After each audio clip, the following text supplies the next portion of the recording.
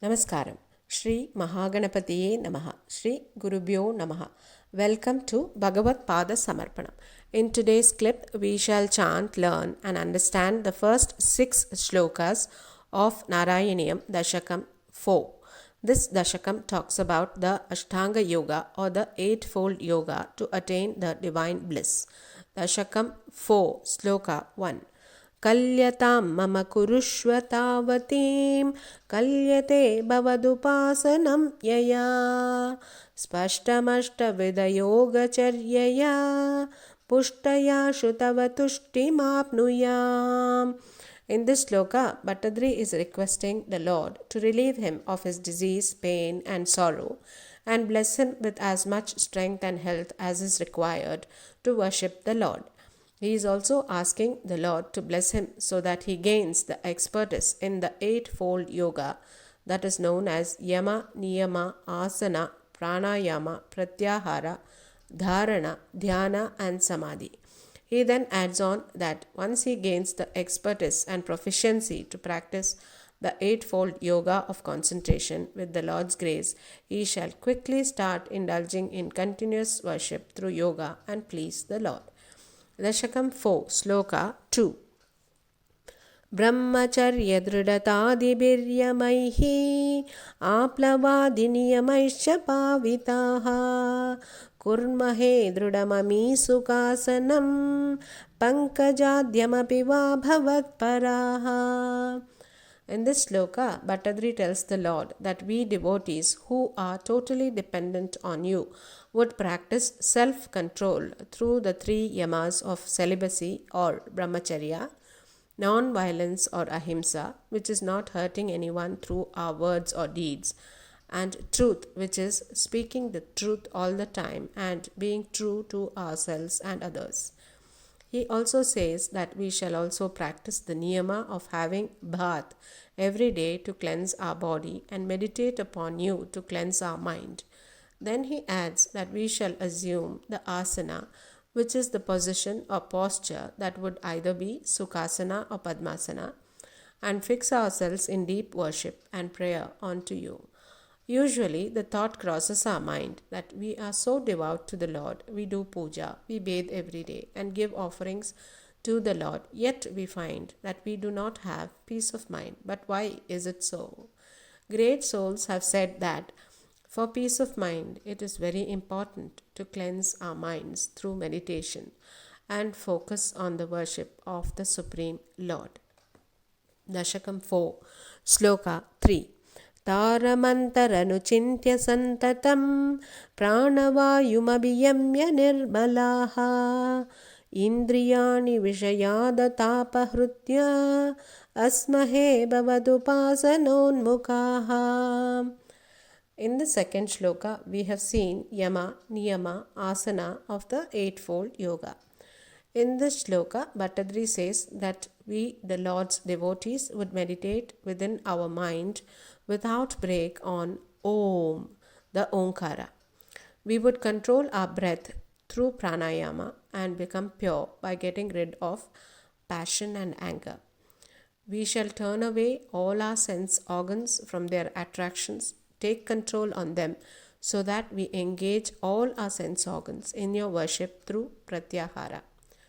Through the practice of Omkara, pranayama and pratyahara, we shall become ready to concentrate our attention onto you. Dashakam 4, Sloka 4. अस्फुटेव पुषिते प्रयत्नतो धारये मदिशनां मुहुर्मुहुः तेन भक्तिरसमन्तराद्रताम् उद्वहेम भवदङ्घ्रिचिन्तकाः. Here Bhattadri says that we would, through repeated effort, try to focus our mind on the Lord's form, which is intangible, and even if it would be very difficult, we shall keep trying again and again to concentrate and meditate on this beautiful form.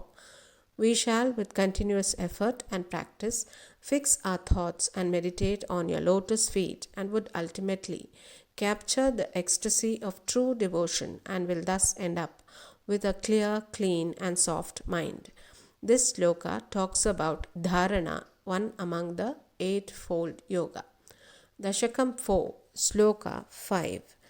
विस्फुटावयवभेदसुन्दरं त्वद्वपुःसुचिरशीलनावशात् आश्रमं मनसि चिन्तयामहे ध्यानयोगनिरतास्वदाश्रयाः. Here Bhattadri goes on to say that after surrendering unto you by practicing the art of meditation and gaining expertise through intense and repeated efforts, we shall, through lengthy and constant dhyana yoga, be able to visualize through our mind's eye the loveliness of each and every limb of thy divine form and effortlessly meditate on it. The most beautiful form thus framed in our mind's eye shall shine within us, and we will gain concentration, and the ever so lovely form of yours that shines in our mind would take us to a whole new world of ecstasy and divine bliss. Dashakam 4, Sloka 6. Dhyayatam sakalamurtimidrushim उन्मिषन् मधुरता हृदात्मनां सान्द्रमोदरसरूपमान्तरं ब्रह्मरूपमयि तेव भासते. So far in the first 5 slokas we have seen yama, that is truth, non-violence and celibacy; niyama, which is cleansing our body and mind; asana, a seating posture; pranayama, which is control of breath; pratyahara, the control of our sense organs; dharana and dhyana or meditation. And now in this sloka, Bhattadri talks about the state of samadhi. Bhattadri says, O God, all those who concentrate on thy divine form will be enchanted by its beauty, and gradually their minds will be transported to a higher level wherein they can comprehend the impersonal Brahman, or the eternal truth and bliss. Such are the people who drown in ecstasy and drift to eternal bliss, or the state of samadhi, a very blissful experience that comes with practice of the eightfold yoga. Great saints and sages are the ones who do experience this through constant practice over many years. Now we shall chant all the 6 shlokas we discussed today, and in our next clip move on to the next 5 slokas of Dashakam 4. Dashakam 4, Sloka 1. Kalyatam mama kurushva tavatim kalyate bhavadupasanam yaya spashtamashta vidayoga charyaya pushtaya shutavatushtimapnuyam. Dashakam 4, Sloka 2. ब्रह्मचर्य दृढतादिभिर्यमैः आप्लवादिनियमैश्च भाविताः कुर्महे दृढममीसुखासनं पङ्कजाद्यमपि भवत्पराः. Dashakam 4, Sloka 3.